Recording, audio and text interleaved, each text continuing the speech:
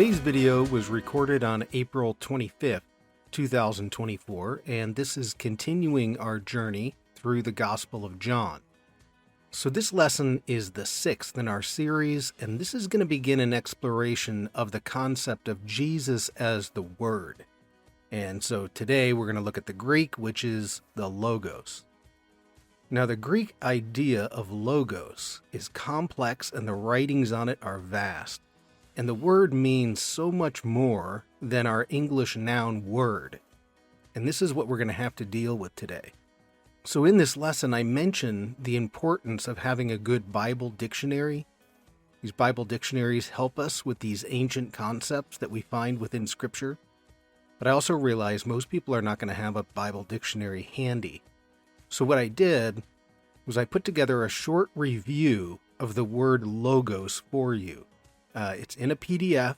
You can download it at our website, figtreeteaching.com. You can also find links above and below. But make sure you download that and read it. It'll be very helpful for you to build up the concept that's behind this Greek word logos, which we translate word, and that John and his original audience would have had. And this is where we're going today in this lesson. We want to understand, how would a first century Greek living in Ephesus, how would they have understood that word logos and what it means then about Jesus? So again, I think having something to read and reflect upon will be very helpful when it comes to this complex topic. Now, we'll eventually get to, in our next lesson, the Hebrew and the wisdom traditions within Judaism, and ultimately the Aramaic concept of word, and in Aramaic it's memra, and then how they use the memra of God in their translations of the Hebrew Scriptures. This is actually really cool if you're not familiar with what are called the Targum. Targum is just a word that means translation, but scholars today, if you say Targum, we're specifically talking about the translations of the Hebrew Bible into Aramaic. So today we're going to begin looking at John and the Logos. What does that mean? How is he applying it to Jesus? What does it tell us about the way John thinks about Jesus? So I hope this lesson and that associated handout, make sure you download that. I hope that it helps to illuminate the Logos of God and what it meant to John's first century audience. So enjoy today's lesson. Okay, folks, so we have finally made it to the actual text of the Gospel of John. So up until this point, which has been 5 lessons, the first 5 lessons are really an introduction. And as I was designing this series, I was trying to set the stage. How is John writing? What is he communicating to us? Because the hard part of reading John is seeing how he's structuring his text, which tells us then what he's communicating to us. And so, if you haven't seen the first 5 parts, well, it would be very helpful because it does lay that foundation so that as you move into the actual writing of John, you already have an idea of where he's going. Now, today, we're going to actually get to the text, but this is going to be another type of introductory video, and it's going to have to do with the logos.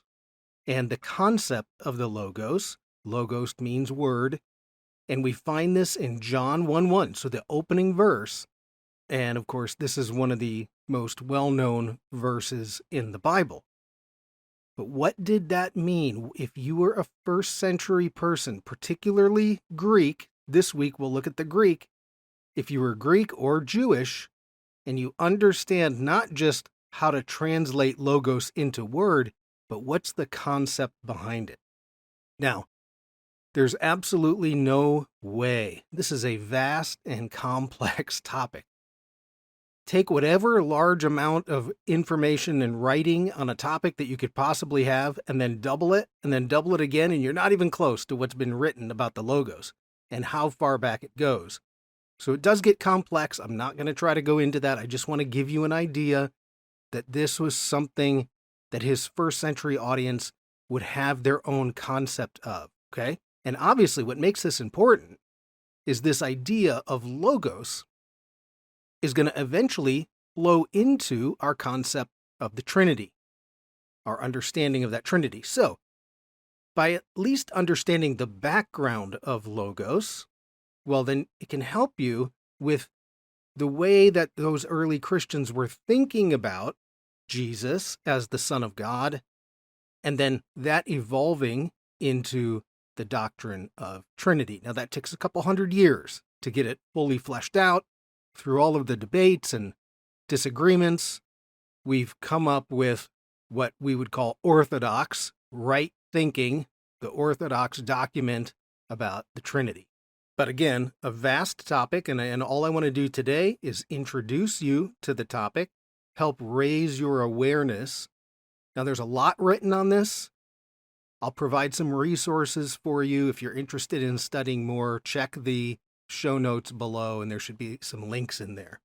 Now, the background painting today, this is from a basilica in Sicily, and it's from the Byzantine era, and there's a Greek word, pantocrator.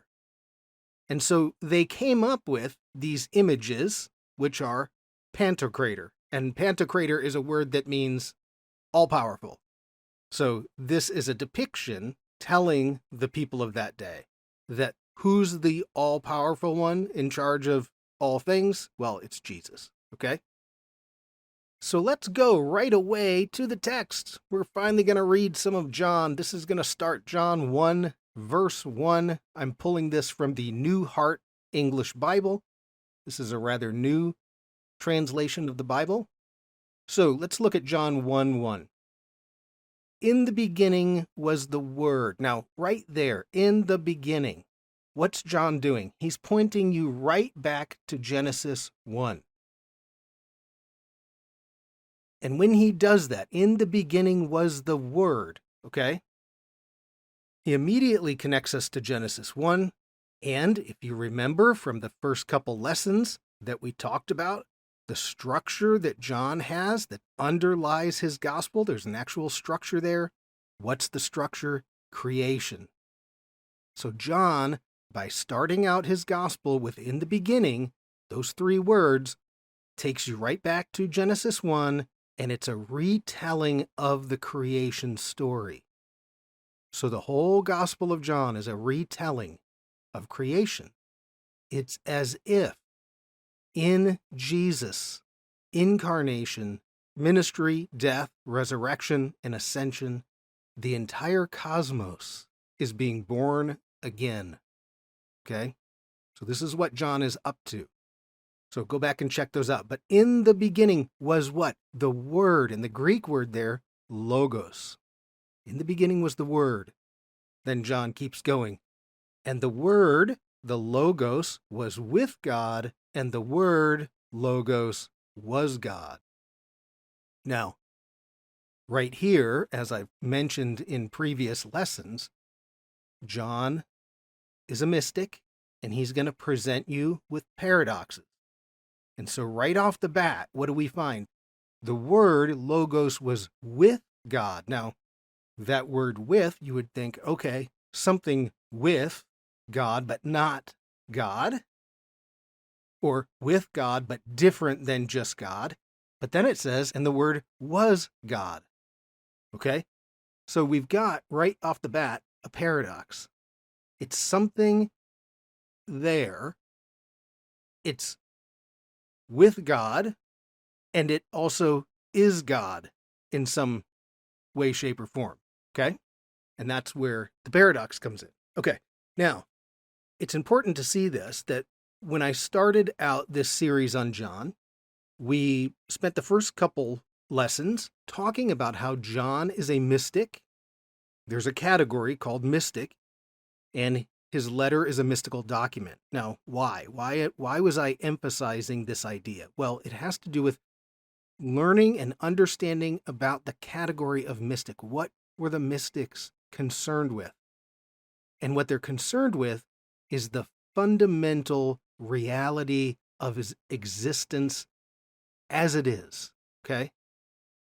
And so any time that you have something from the Old Testament that is going to give us a glimpse into the nature of reality. So like Genesis 1, Ezekiel 1, where the vision that Ezekiel has, Daniel, when Daniel is looking into the heavens, Genesis 28, Jacob's ladder, all of those are moments in the scripture when we are given a glimpse into the nature of reality, what is beyond the veil that obscures our ability to see there. And so to understand the category of mystic helps you recognize that the mystics are just very intent about delving into the nature of reality. And this is exactly what John is doing. And now you can see this reflected immediately in the opening verse of his gospel. He's telling us something about the nature of what is. That this logos, the word, was there at the beginning, is with God, but is also the same substance as God, and that through this word, the logos, all things are created and held together. Now, the problem is, if you just talk to a normal Greek person on the street, even today, if you say, hey, look out your window, don't you see the logos? And the answer is, no, I don't see that at all. And if you go back to the Hebrew Bible, to our Old Testament, there's nothing that explicitly says the nature of reality is such. So what's John talking about, right? Well, he's giving us that glimpse into the nature of reality. All of those verses that I mentioned, Genesis 28, Ezekiel 1, Daniel 7, when the heavens open up and they look up in there, there's somebody up there. There's an individual, right? The Lord or the Son of Man in Daniel. So when we open up the nature of reality, there's a figure, one like the Son of Man. But this is part of the mystical idea, right? We can't look out our window with our physical eyes. So we use our other senses and we use our spiritual senses and we intuit the nature of reality. And this derives, I've mentioned this in previous lessons, from the wisdom tradition. That is, you have the tradition of Torah, go live this way, do this commandment, do this commandment, do this commandment. It's all external. But then later in the Bible, like Ecclesiastes and Job and Proverbs, you start getting into wisdom tradition, and wisdom is internal, so that you're seeing something about the structure of reality, but you're doing it internally, okay? So this is the logos. This logos is a mystery. In the biblical usage, a mystery. Now, as I've previously said, if you understand how the Bible uses mystery, it's not that it's something that can't be understood. How do you understand something like the logos? It's through initiation, meaning you have to learn something, and the process of revelation, that as you learn and you contemplate this idea of logos, God is going to reveal something to you. That's the phenomenon that we have as Christians, is that as we grow with God, things are revealed to us that weren't there before. Okay? So the logos is itself a mystical concept in that it resides in the heavens. It's a mystery to normal people. But if we enter into that covenant relationship with Jesus, and through the process of initiation and revelation, we come to understand what John is talking about. And if you remember, previous lesson, we talked about the word sacrament. The word sacrament means mystery.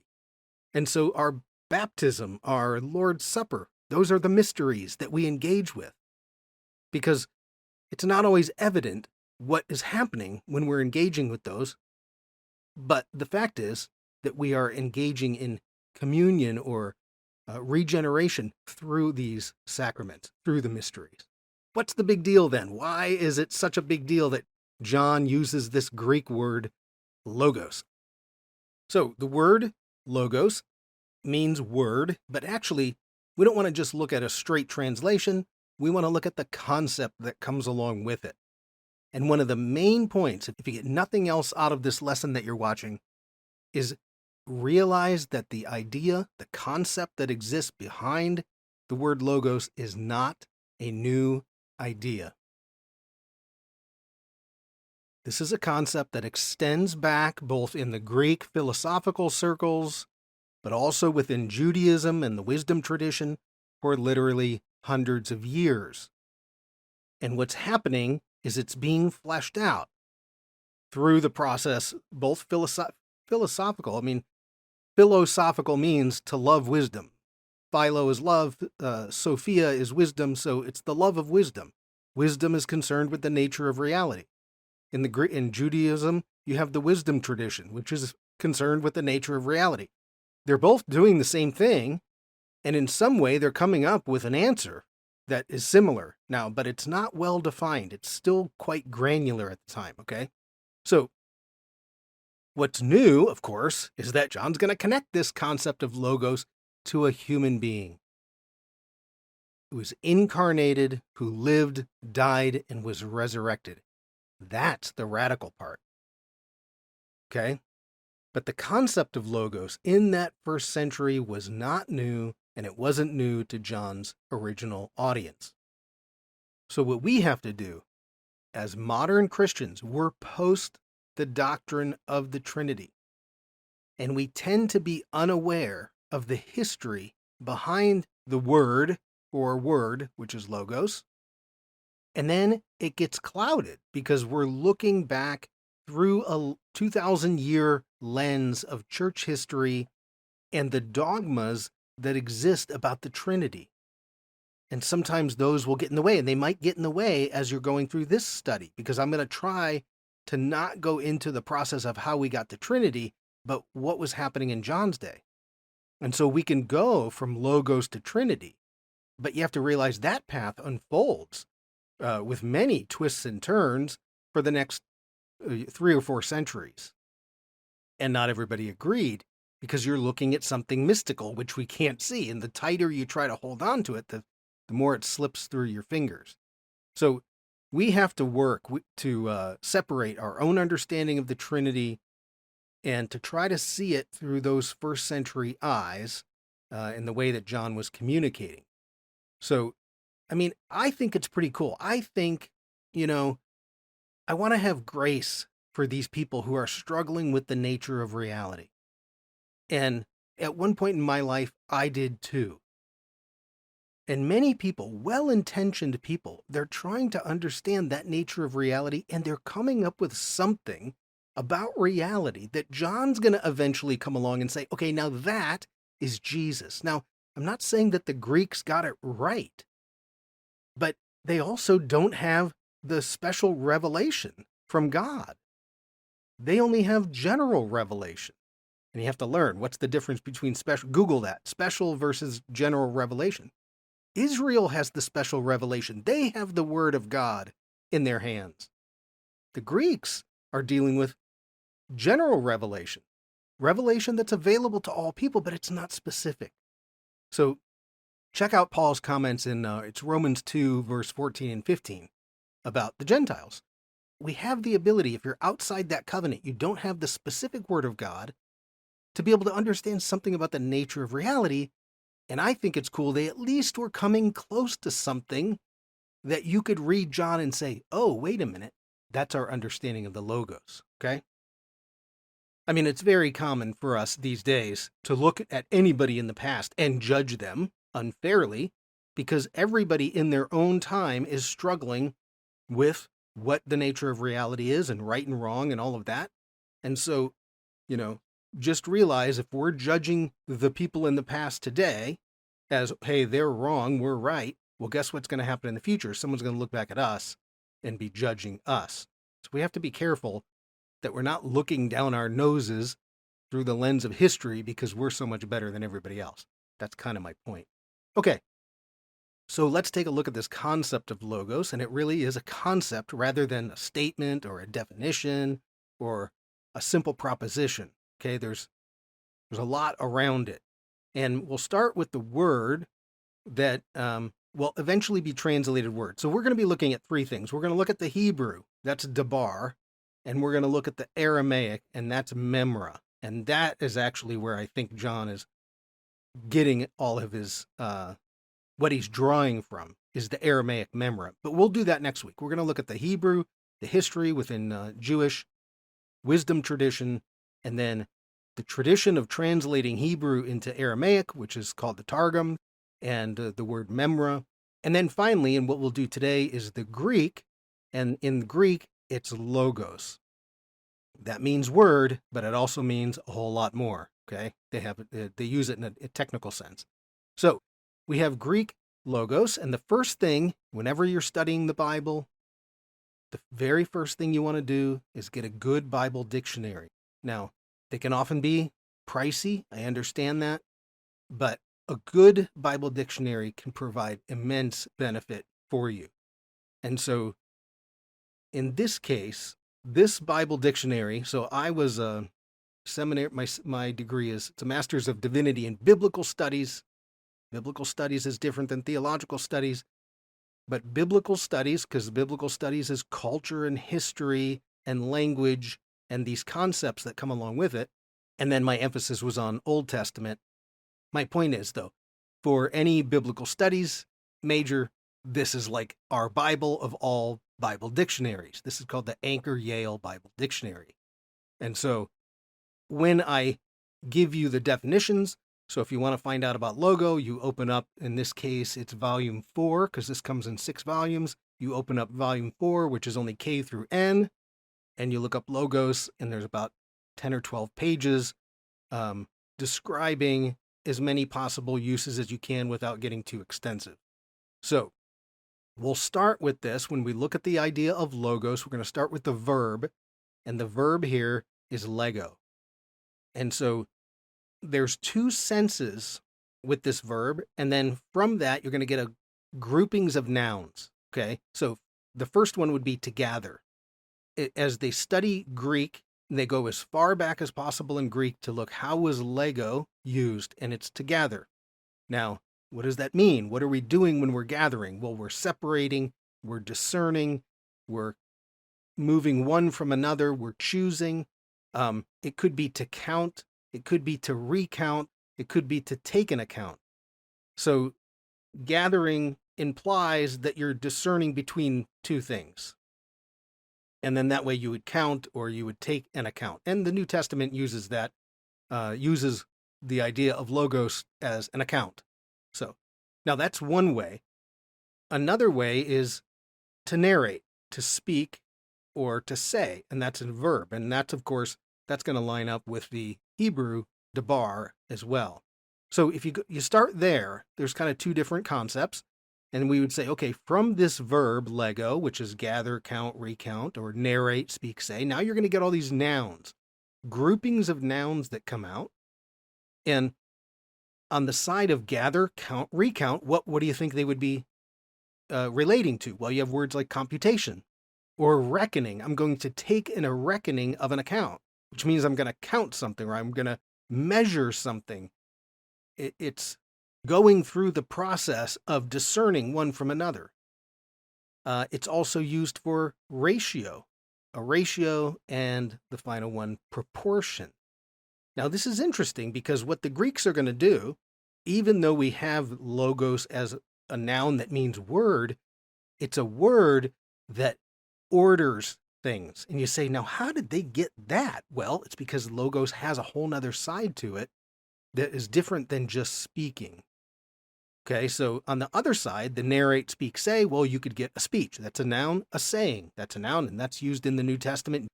A narration, and then, of course, how we use it is word. But notice, it has to do with everything. So it's not just a word in this case, but when you think about it cosmically, you look at the cosmos and you say, wow, proportionally, this cosmos is perfect. There's order that we see in the cosmos. Well, there must be something behind it, right? And we're going to see that the Greeks relate this word, logos, word. If you're a human being in the human mind, it's the ability to reason rationally about something. Because when you're reasoning, you have measured speech. And you notice you have a speech that's been measured, that's been accounted for, that's been discerned. When you're gathering your words, right? When you're reasoning, you're gathering your words very carefully to create something. And so it's an idea of discerning between words. And so they can make this connection that is often lost on us English speakers who don't use word like this. Okay, so it's much more about the concept. Let me give you, this is a quote directly from the Anchor Bible Dictionary. It says, "The logos can mean the process by which both computations and explanations are produced." So notice it's both computation, but it's also the process of that computation. It can be an explanation if it's the human mind doing the discerning, the measuring, the counting, then it becomes an explanation. So this is something that human beings engage in. They engage the logos. Well, if human beings can engage the logos, then there must be a principle in the universe that is just like what we have in our own ability. And so it says, in this context, the logos refers to the process of human reasoning, human rationality, and then, more broadly, to the rational principle of the universe. And so the Greeks took this to the cosmic level, right? They're looking at the universe as rational and proportional. They look at flowers and trees and the cycles of nature and the movement of the stars, and they say this didn't happen by accident. There must be a rational principle behind the cosmos that holds all things together, that created it in order, or that ordered the cosmos. Now, in fact, the Greek word cosmos, and John uses that word cosmos, it's usually translated into English as world, like for God so loved the world, it's for God so loved the cosmos. That word cosmos means beauty, order. The universe is beautiful, and it's made beautifully. It's mathematically proportional. This is Pythagoras would use it that way to talk about mathematically how amazing the universe is. And we have a word, cosmotology, right? What are we doing? It's the adornment for women. Cosmetology, the purposes of beauty. We have makeup and jewelry. So that idea of cosmos comes out of an ordering principle that must exist because we can see it in the world. Okay, and that's kind of that general revelation. So this word logos, the point is, the word logos takes on the meaning of this rational principle that lies behind the ordering of all the cosmos. Now, what I want to do is take you through a bit of a timeline here. We're going to go all the way back to 500 BC, and then we're going to cycle forward to, I mentioned, we're just placing John at about 95 AD, okay? Now, if you think about this, this is 600 years of history that the word logos is going to mean more than just a word. But 600 years within Greek thinking. And today, we're only dealing with the Greeks. We'll do the Jewish side next week. But 600 years within Greek thinking about this concept of logos. And John knows this. And he knows that by using that word for word, logos, that he's going to bring in an entire set of conceptions that the Greeks already have, because this has been around for a while. Now, scholars generally begin with one of the very early, he's a pre-Socratic, that's a before Socrates, philosopher, Heraclitus. Now, he uses logos, he uses it in normal ways, like as an account or as a word or a speech, but then he's also going to use it as a technical term, meaning it's beyond its regular usage. Because now we also have the measuring and the ratio and proportion, and so he uses it for that underlying principle that orders in the cosmos. And for the Greeks, the logos was primary, and it was presupposed to be self-evident within Greek thought, right? The logos is something that makes knowledge and enlightenment and understanding possible, because they recognize they're watching the phenomenon of their own life, And what they're very carefully paying attention to what's going on inside of them. That's wisdom. And I recognize enlightenment, the process of learning something. Oh, well, there must be a force that provides that.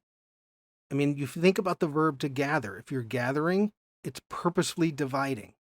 You're discerning one from the other. And they recognize that this logos of the cosmos that enables us to do that. And the idea of logos, it isn't just something for them that's theoretical, right? This is a phenomenon that happens. It works on a human being. And they can recognize it in their groups. They can recognize it in themselves. They can recognize it in their cities. And so this is a really important idea, and it goes way back as far as an ordering principle of the cosmos. Now, what's even better? Guess what? Where is our first philosopher here, Heraclitus, from? He's from the city of Ephesus. And that's where John's writing from. Now, of course, John knows this because he would be a hero of the city of Ephesus. So that's where we begin, about 500 BC, and the philosopher is Heraclitus. Now, quickly, because it starts to get more confusing, between Plato and Aristotle, they do use the word logos. They use it in a number of different ways, but it's brought down from the cosmos down to a philosophical, individual level, but it's still an important word. And then what we get is by the time the Stoics come around, this is where it's going to start getting important, because this Stoic thought is going to be influencing those closer to our New Testament writing, and then even some of the Jewish wisdom tradition that's written in Greek. So you come to the Stoics, and the concept of the logos is central to their thought. And in the case of the Stoics, their concept of logos is going to be approximate to the way we think about God. And so if you were in that Greek world and you have the Stoic concept of logos and you went over to the popular gods, it would be Zeus as the father of the Greek gods. But logos for them, it enlightens your mind. It brings light where there was once darkness. It's transcendent. It's supreme. You can see that the word logos, and I think this is part of my main point today, the word logos, by the way, let me tell you this. One of the leading cities for Stoic philosophy in the first century was a place called Tarsus. Now, who comes from Tarsus? Paul. Paul's very familiar with Stoic ideas. Stoicism is actually making a comeback these days because people are looking for a philosophy to follow in life that brings some order and some structure to their life. So, the Stoics were against lying, and they were against, body behavior just as much as Paul was. Now, they don't connect it to a covenant God who created the cosmos, but the point is, Paul's not against their ideas of don't lie. He recognizes it, but he recognizes it through the relational covenant with God rather than just how do I live a life to be happy. But Stoicism, many modern Christians today would be practicing Stoic ideas because you live a life of moderation. That's a Stoic idea. Okay, but you can see here, the word logos, it was widely used within the Greek philosophical thought, and is, as in the case with the Stoics, could easily be equated with God. Now, I'll get to the differences in a minute, but I hope you can see that by the time John, 600 years later, is using this word in the opening sentence of his gospel, he knows that there's going to be all the concepts of the logos that are going to come flooding in to the mind of a Greek who's living there near Ephesus in that first century. Okay, that's the important thing.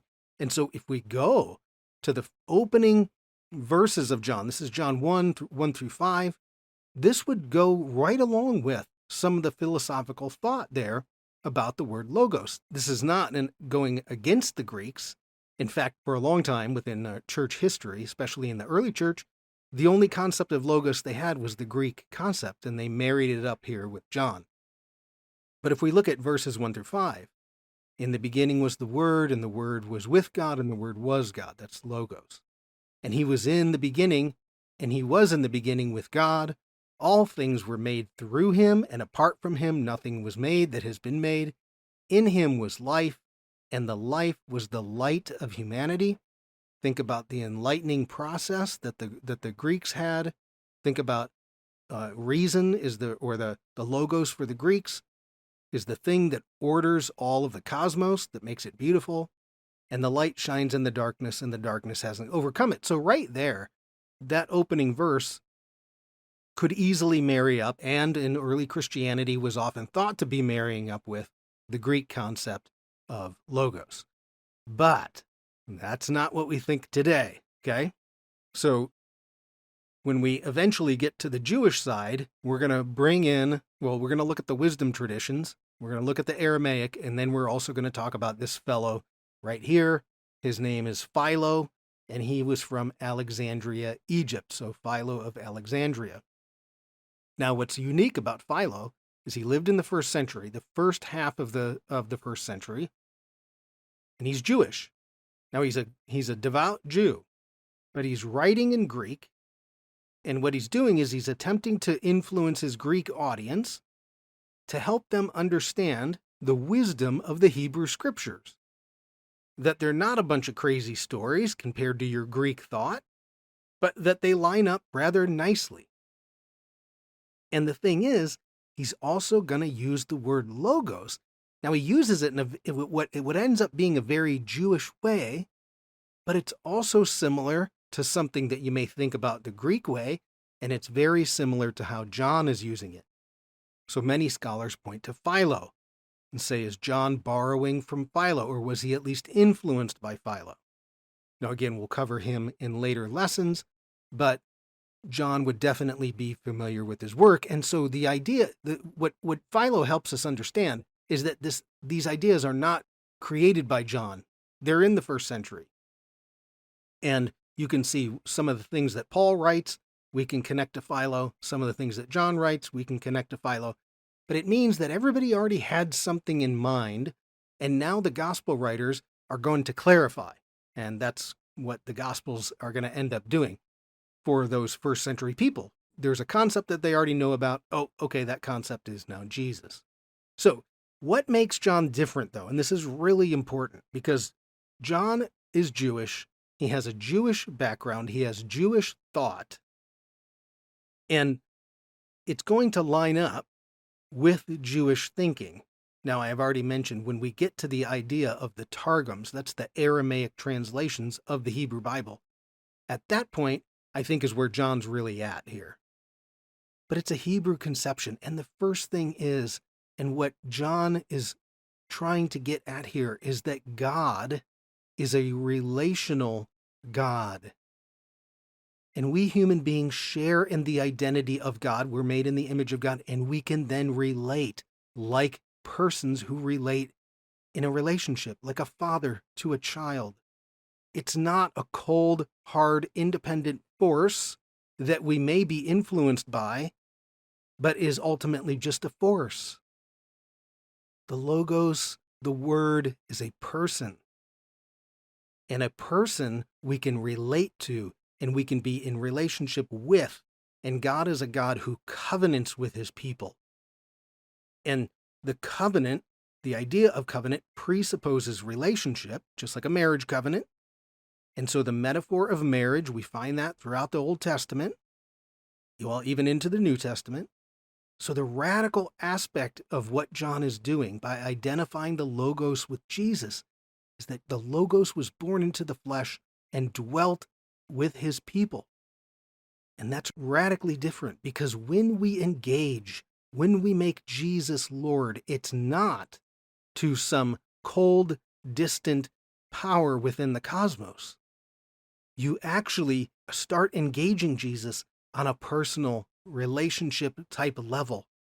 And what we experience is relationship and forgiveness and the grace of God and love that you don't get from a cold, distant power, no matter how rational that power might be. And that is radical. Because now you just felt love. Imagine being a slave. You had no parents. You grew up to a slave master. Nobody ever loved you. You had no connection at the level of love, and you hear about Jesus, and you suddenly feel the sense of love that you've never felt before. And it flips the world upside down. So it's a huge, radical difference that John is showing us compared to simply a force of rationality that exists in the universe. And this is what, when John says, they will know that I am real because you love one another.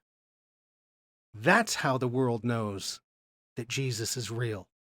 Not because we can rationally figure it out with a smart philosophical statement that ties it all together. A smart philosophical statement without love is a clanging bell, Paul says. So, this is radical what John's doing. Let me give you one thing, one resource you may consider. This book, it just really helped me broaden my perspective. When I was really looking to say, look, I want to find out the history leading up to John. Tell me the backstory, right? This was a book I found, and it's quite detailed, but it did help me broaden my own foundation from the Greek sense all the way into our New Testament, all the way up to Trinity. So from Logos to Trinity, it's the evolution of religious beliefs from Pythagoras.